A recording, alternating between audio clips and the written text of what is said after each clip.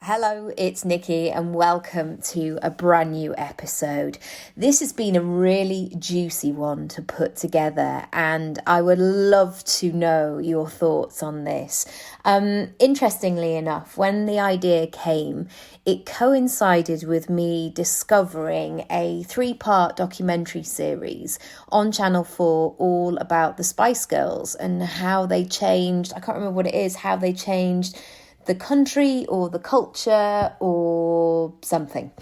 Basically, it's documenting them being unknown performers all the way to the current day and how they were represented in the media and how they did business and how they really just shook things up and really changed the landscape forevermore, somebody would say.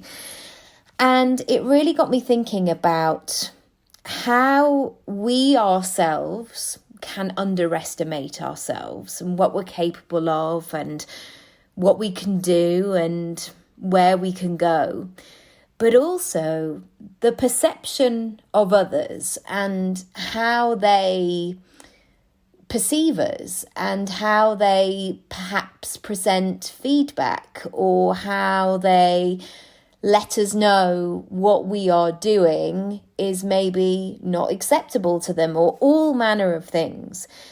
And I remember this a decade ago when I trained as a coach, and I'd been really interested in self-development. Not that I knew that that's what it was, but, I went to bloody drama school, for goodness sake. That was all about going deep, finding the meaning of whatever it was, finding the truth and exploring things. And we did all sorts of wild stuff there. Nobody got naked, fortunately. But there were definitely things that we had to do, exercises, which supposedly made you a better actor. But I think you just came out feeling a bit, what was that all about? So I've been really interested in this exploration, I guess even as a kid as well.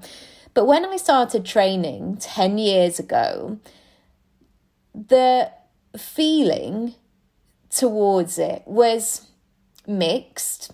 And there were a couple of people in my life who were like, I can see that this course is going to be great and it's going to feed into lots of different things and it feels like a really good skill to have. And it felt like coaching was just starting to come up and people were starting to talk about it. It was very popular in the US, but it was still very much an emerging industry here in the UK. And it was really fascinating on the flip side of watching people's reactions, because there was almost, and this seems really weird now because I feel that self-development and the conversation around mental health is so established and we are so much better about talking about these things, vocalizing them, speaking our truth. But a lot of people thought or presumed that I'd actually lost my mind a bit. Like, she's doing this thing. She's going to this conference room in, I can't even remember where it was. Near Oxford, was it? I can't remember. Anyway, it wasn't a bad drive. It was fine. But people, they were sort of intrigued, but more than intrigued, actually, they were just a bit perplexed by it. Like, what is it? What is this coaching thing? And that was a moment in my life, and I've had many of them, where I've had to stand like a really solid oak tree with my roots firmly to the ground and say, I am confident in my decision. I know what I'm doing. I trust myself. It's all going to be okay. And sure enough, as the years went on, people started to understand it more and they would send, friends of mine would send clients my way, or people would ask me to make a recommendation, or people would come up to me at weddings and sort of say, I'm thinking about making some changes. Is there a book you can recommend? And always, yes, I am. I am that person who will recommend a book, and I will also pour you a glass of wine at the same time. But anyway, so going back to this topic of how we started, of feeling that sense of being underestimated. Now, I want you to know that as I'm sharing this, I'm not sharing it from a victim point of view, although if I'm honest, there have probably been times where I have felt a bit of a victim in it, and I've played on that as well. But in the current day, as it stands, November 2021, I am not a victim in any of these moments. And I know so many people have such greater adversities than what I'm saying. And even as I say mine, you might be like, all right, Nikki, God, like, lucky you, hey, you know, it's a good job you haven't got more trauma or whatever. And yeah, I understand that, absolutely. But as always, you know, I want to share, I want to give you examples and things that you can work around. So let's get into it. Some of the things where, or I guess some of the attributes that I've had that has meant that I've been underestimated. The first one, I'm quite short. And I know sometimes when people meet me, especially if they've listened to this podcast, they're like, I thought you were much taller. No, I'm 5'2". And that's probably a push as well. So I'm quite a short person. And certainly in my teens, I was very, very fresh-faced and naive, and I looked really, really young for my age. I know that tiredness has caught up with me now, so I absolutely do look like a 40-year-old. But at that time, and it was funny actually, a little quick story for you. When I was about 24 or 25, I went up for an acting job to play a girl doing her GCSEs. So she would have been 15, 16. And I remember going for it. It was Waterloo Road, if you remember that series here in the UK. And the first audition went really well. And then I got a recall or a final. And I think I had a couple of other meetings in the meantime. But whatever it was, I was down to the final. And they asked us to get the train up to the set in Rochdale to basically meet the director. And it was down to a few of us. So we were sitting in this waiting room, and this woman was looking at me. And I was thinking, I couldn't work it out. I couldn't work out what role she was going up for. Anyway, a couple of minutes later, another woman came in, and I suddenly thought, oh, they're mother and daughter. So the daughter was up for the same role as me, but maybe because she was underage, she brought her mum. And this woman was looking at me absolutely horrified that I was on my own. And she said, oh, where are you from? And I said, oh, I'm from Lincolnshire originally, but I live in London. And she was like, you live in London? Yeah, I live in London. What? But how did you get the train? Yeah, I got the train. On your own? Where's your mum? I was like, she's at work. So yeah, I had a lot of those moments where I would be playing much younger than I actually was. But this sense of being short, it always felt like you almost have to prove yourself every single time. So like prove yourself to get into a bar or to walk into a room and feel kind of grown up and ready. And certainly when I was sort of 16, 17, 18, I was really quite tiny for my age, and I was dancing a lot as well. So I was quite tiny in my body frame as well. And that was the time of girls wearing skater kits. That makes me sound very uncool. But, you know, it was the 90s. It was all about those big cargo pants and big hoodies and big trainers. And I used to wear lots of stuff that used to really drown me. And so often boys would say like, oh, I could just fit you in my pocket and all the rest of it. And there was a part of me that really played up to that. But as I started to progress more and more in my life, and I wanted bigger dreams for myself, I guess, I really had to explore what I was doing by not taking up space. And it was an interesting one. Okay, the second one, ginger. Yes, I mean, this should be first, shouldn't it? I am a ginger-haired person. And in my class, or maybe even in my whole primary school, maybe that's an extreme, but certainly very, very few, I was the only kid with ginger hair. And every single day, I was bullied for it. Every single day. Comments made, people shouting things in the street, somebody spat at me once, people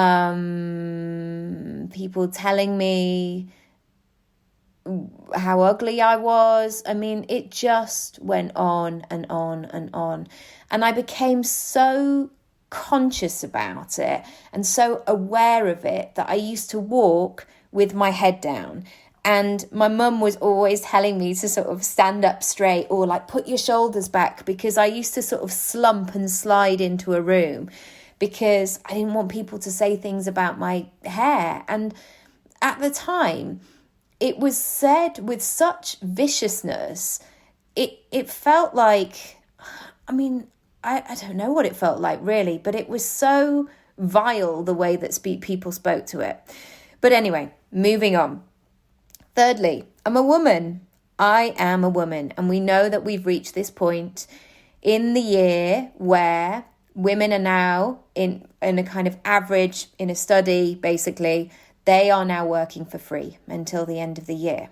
So as a woman, especially when Matt and I have done things in the past, sometimes Matt's been away working, and so I've been the person who's been speaking about house stuff or kind of getting work done in our house or speaking to the school or things like that. And there's always that sense like, oh, what does she want? Or we had it with a workman the other day who came to do some stuff, some electric stuff. I should know much more about that.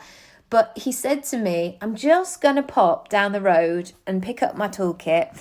Do you want to put the kettle on and make the tea for when I get back? That would be excellent. But it was said in such a way that he wouldn't have said that to Matt. And it was just an assumption that I'd be absolutely dying and desperate to put together some kind of tray or situation. Moving on, I'm a mother also as well. And I'm a mother who didn't sleep for a very long time. And I had to be careful here because it became so much of my narrative. A tired, emotional mother. Even though you're doing all of the things and you're a success in your own right of being able to care for other people, and you are their most important person, I would argue, in the early days. But I'll come back to this a little bit later and go into a bit more into a bit more depth. You may disagree with this, so I'm not going to lurk on it for too long, but I'm quite funny sometimes. Like, I've got a bit of joke, I've got a sense of humour, and when you're funny or light-hearted, people sometimes assume that you're not serious and that being funny is just you and you find everything hilarious. And I am very much like two sides of the same coin. Sometimes I can be really serious. And I always found this at drama school where they try to say, look, you're going to be a funny character person. You're short, you're a woman, you've got ginger hair. You can be that funny person. But actually, I love doing those gritty roles. I was saying to a pal of mine the other day, I'm that person who's cast with no makeup, smoking a fag, sliding down onto the floor under a railway bridge, crying and shouting. I really enjoy doing those roles as well. Another thing that has come up as well is that I'm northern and I'm lovely. And lovely seems to be one of those words that people use to describe me and my brand. And I know that, like, yeah, it's just one of those words that comes up like, oh, she's really lovely. And I'm really, really pleased about that. You know, of course, I want people to like me. I want people to have a good experience with me. I want people to leave the experience going, gosh, that was really great, especially with working, well, with every interaction, actually, you know, in my community, amongst my friends, amongst my family. I really want to prioritize that and make sure that I am in that circumstance. But when you're northern and lovely, sometimes people think you're a bit of a pushover or that you have floppy boundaries. And let's go into that as well. I'm a creative. it's really interesting being a creative person. So I wouldn't say that I'm a great drawer, but I'm an actor and I am a writer. I can play a bit of music, piano, not very well, but I can bash out a couple of tunes. I'm an okay singer. I'm saying okay as in I've cast for West End musical theatre, but I'm no Adele. Let's just, I'm very honest about that. And when you're creative, people often assume that you're creative because you couldn't pick to be clever. So you were a bit thick, so therefore you had to do something else. Well, actually, I was a really hard worker at school, and a lot of it didn't always come like, oh gosh, I really love doing these quadratic equations.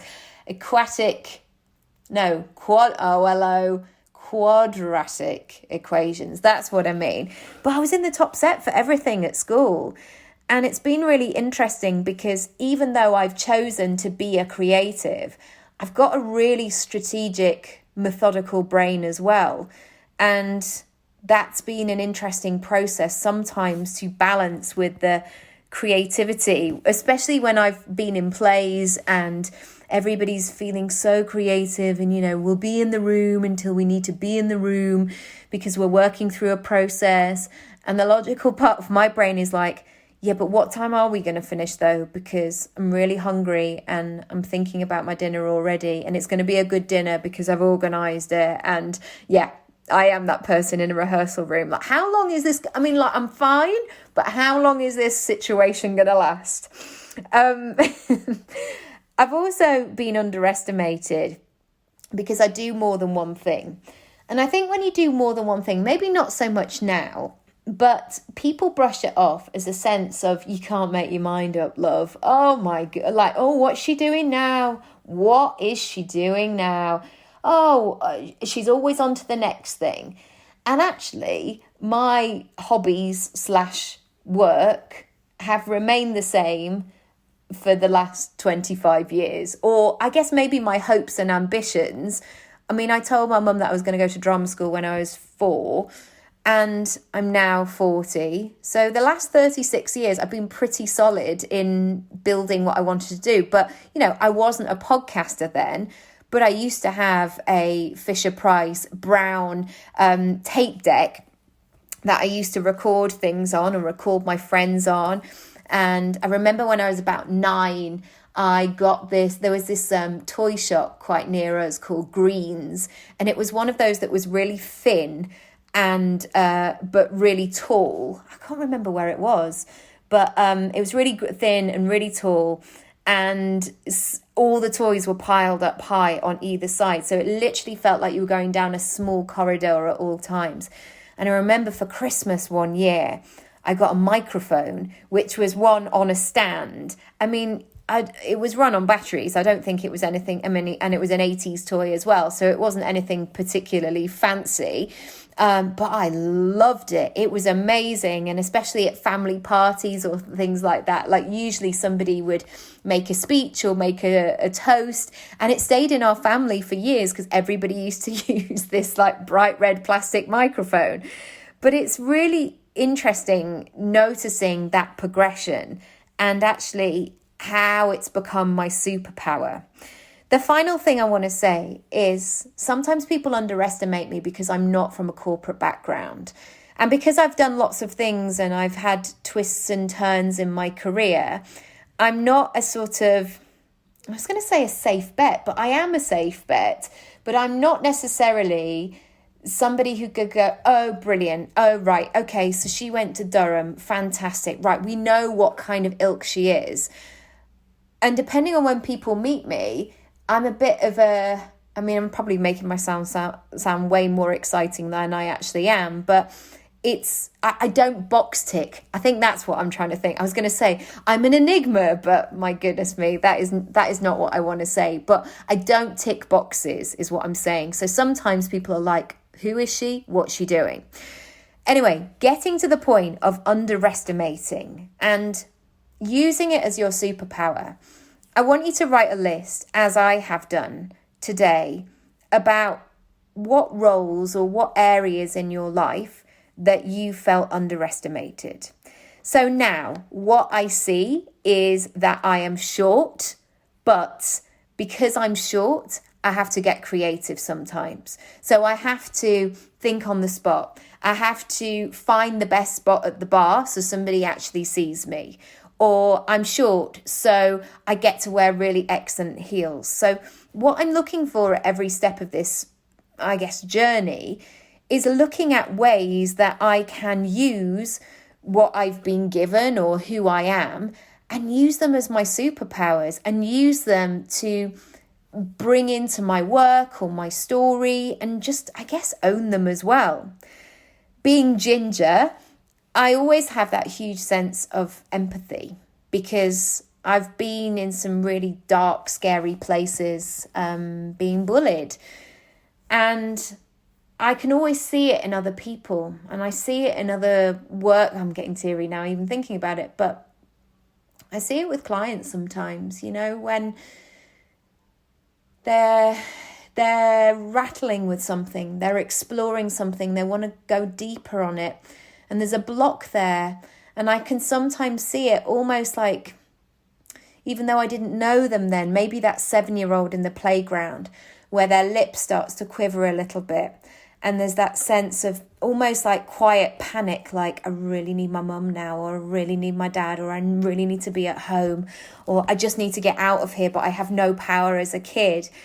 And being a ginger person really has that empathy for other people and other people's struggles. And I will always be that person who can read a room and know that one person that is sitting by themselves, or know that one person who's going, oh my God, I just wish somebody would talk to me. Oh, I don't want to stand on my own anymore. I can't look at my phone anymore. I always tune in with who that person is and be like, hi, hello. And, even if I might be a bit shy as well, I'm always right there with them. The fact that I'm a woman, my goodness. I mean, I love being a woman. I really do. And I love the possibility of what that can mean these days. And I'm here for all of it. Being a mother, my goodness me, it's taught me so many skills, again, that I bring into my work. I'm patient. I can look at the big picture, but I can also look at the finer detail. I can switch roles. So I often say in my coaching work, like sometimes I'm a cheerleader. Sometimes I'm like your old Aunt Elsie sitting in a chair, like letting the conversation brush over me so somebody can say something out loud. Sometimes I'm sort of the accountability coach, or sometimes I'm the person that will just give you that nudge that you need. Being a mum has really just brought all those qualities out, because as a parent, or if you're a carer in any kind of shape or form, or if you're not, we are these people as adults where we're always shifting and moving around. And certainly in my group of school friends, there's 5 of us. And there were definitely years where we would just all go out and get pissed and have a great time. And we still do that now, and it's brilliant. But there's definitely more in the conversation now. And we are all much more, I guess, aware and ready to support the other people. I'm funny. Well, again, I'm not going to go into too much detail about this, but I love a story. I love an analogy. I like bringing things to life. And that really works in terms of my speaking gigs, in terms of this podcast, in terms of sharing information. Because self-development and change and growing a business, sometimes it can feel tough and hard and scary and a lot. So if you can bring some lightheartedness in that, I am all for it. I am northern and lovely. Yes, I am. I've been in London a very long time, 21 years, but I will continue to be lovely. I do want that to be that person always where they say, gosh, that person was really nice to work with. And quite frankly, if I did anything else, I think my mum, even though I am a grown adult, would have something to say. I'm creative, so I have that ability to turn things upside down, to look at them from a different angle, to get to the heart of the solution in different ways. So, for example, if I'm writing a talk, I'm not just somebody who goes, right, I've opened my Google document and now I'm going to write it. If it's not working, I'll walk around my house saying it out loud. I'll get post-it notes. I'll ask Matt to have a conversation about it, or I'll write down some key things. Like, I'm always up for mixing things up. And my creativity is always in play when I'm working with clients, because I have that sense of knowing when somebody needs to move or change state. And I don't mean move as in like physically move. Sometimes it could be that. But when they're almost, when you're trying to reverse park a car and you get yourself into a spot where you just can't go back anymore, and you know that you're going to have to go forward, but it's going to take a different technique. That's what it is. And that's when creative thinking really comes in. The fact that I do more than one thing pays off all of the time. And here's why. I am not stuck and so dedicated to my methodologies or my way of doing things that I don't see outside of what's going on. I am always somebody, excuse me, who is looking to different industries, to different marketing strategies. If I was thinking about my own pick and mix, like, it would have loads of random stuff in there. Although actually in life, in sweet form, I probably wouldn't like that. But if you opened up my toolkit, I guess, of different things, you'd be like, wow, she's got fudge in there, she's got chocolate, she's got sour, she's got something fizzy, she's got a long bar here. Oh my goodness, there's a Mars bar in there as well. Like, there's so many different things. And the fact that I'm not from a corporate background, again, I think it plays to my advantage sometimes. And yes, because I didn't have that big corporate income from, I guess, as a graduate, it's taken me longer to do things, but that's been okay as well. And the fact that I've not been from a corporate background, I really feel that I've had a sense of really driving my own career, because I couldn't get complacent. The money wasn't available to be complacent. I had to keep moving forward and finding my way and being open to the next solution. So there are a few of my things, just to give you as an example.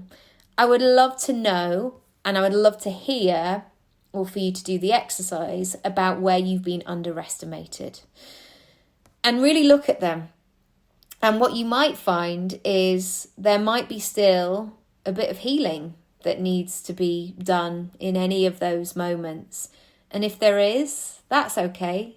That's okay. That's just a lovely reminder to go a bit deeper and explore further. So, yeah, I look forward to hearing what those next steps are for you. But this exercise will give you valuable information, and it will make you different.